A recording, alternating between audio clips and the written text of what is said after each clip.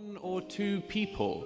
The gentleman here said, why are you threatened by one or two people? I'm not threatened by one or two people. Nobody is threatened by one or two people. The figures I gave you showed we're not talking about one or two people.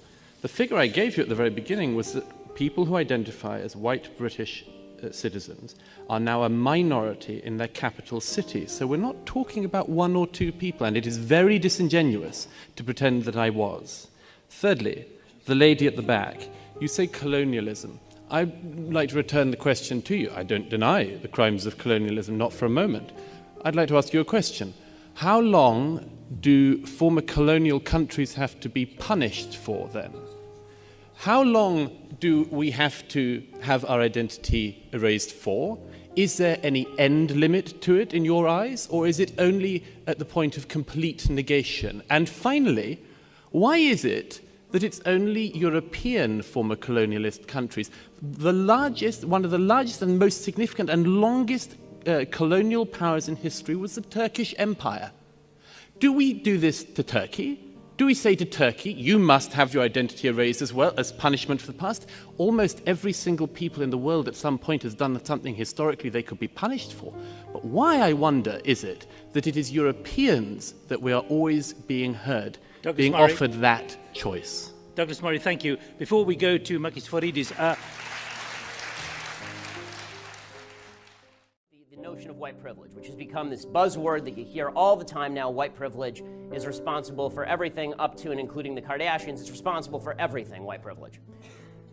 White privilege is a way to silence anybody who is not of color. That's what white privilege is. It is just a leftist bullshit term that means shut up because you are not a member of a minority group, a privileged minority group in the leftist space. It's reverse racism of the highest order. You're basically saying to white people who aren't racist, and you can't find any proof of their racism, that they must be racist because they're white. That is called racism.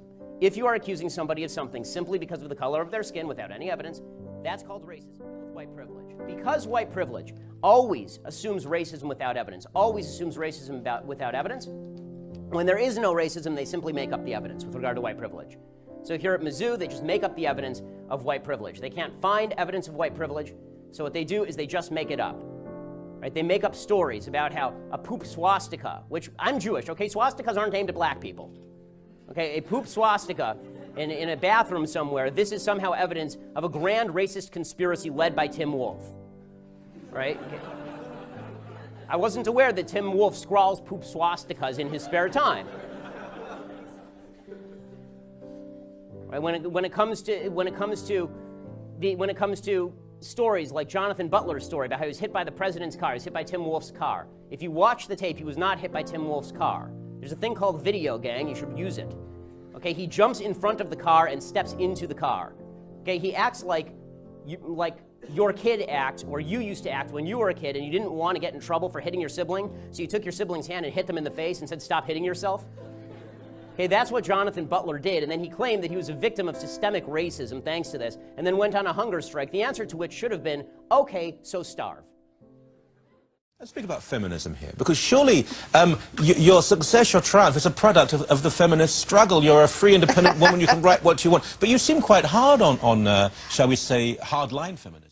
When you get to second stage feminism, you're now getting into a kind of militancy where it's not about equality for women, it's about women's interests and getting more. It becomes a zero-sum game.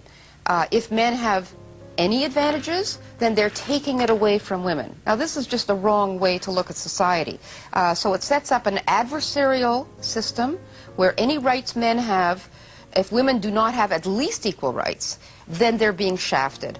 And we see now, for instance, in universities where you have courses, especially in arts, 70% women, 80%, some are up to 90% women, but everybody's extremely quiet about it. Isn't this bad for men?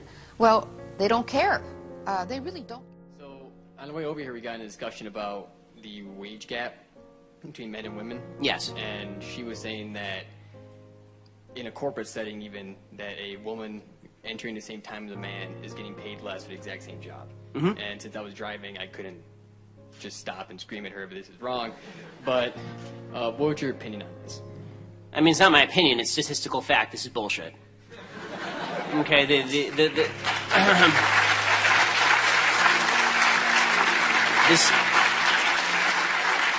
The 78 cents on the dollar myth is just that. It's a myth. Time magazine actually found as early as 2010 that in the 50 biggest cities in the United States, women were actually earning more than men. If they had the same job qualifications, the same number of years in the workforce, the same number of hours worked, the reason that women on average are paid less is because women take time off, they take less risky jobs, they don't take as much time at work, they would rather be home with their families. These are choices that women make, and it's astonishing to me that feminists actually degrade those choices as though it's a terrible thing when a woman takes time off. Well, it's her choice. I mean, I thought that was your whole deal. Somebody needs to say to the shrieking girl who's effing and blinding at her professor, you know what? You're not at a home. This is not a home for you. It's a university. It's a very different thing. And what's more, if you cannot cope with Halloween costumes, then you've got no place at a university, because you're going to have no chance of dealing with quantum physics or Shakespeare or Heidegger if Halloween spooks you out this much. You're a useless person, and you're going to go into a useless career, because if you're a lawyer and you have gone to Yale but you're too sensitive to hear about rape cases, you're not going to be able to represent anyone in a court of law. So you're no use for the law. You're no use for literature, because you might read a novel which will trigger you. You're no use for the sciences. You're no use for anything.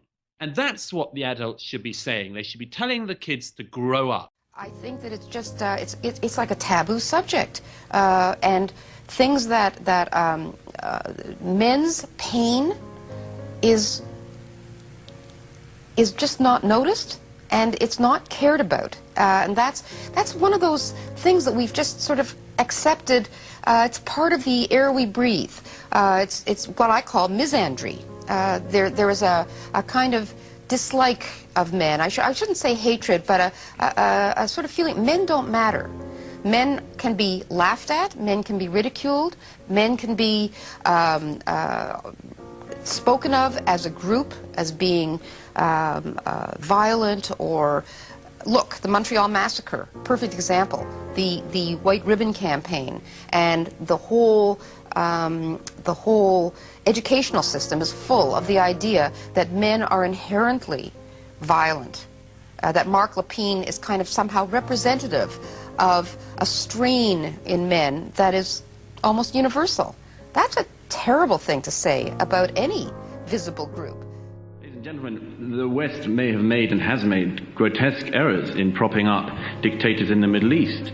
But we also manage not to prop them up. We've also, if you like, we have the antidote to poisons within us. Can that be said of other societies?